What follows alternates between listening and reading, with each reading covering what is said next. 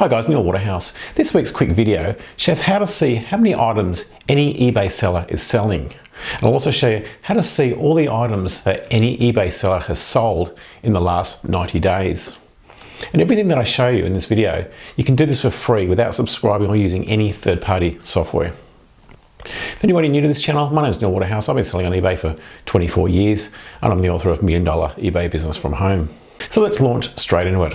Let's say you're looking at this item on eBay as an example. Whenever you're looking at any item on eBay, to the right, there's a hyperlink that says See Other Items.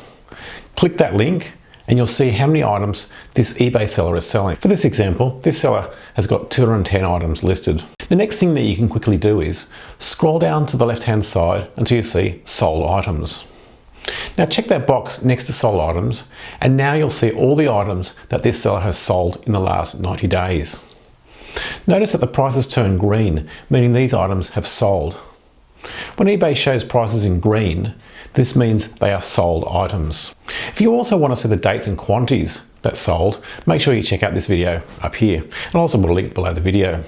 That's all for this week. If you have any questions, please leave them in the comment section below. Until next week, stay safe, list more, sell more. This is Neil Waterhouse.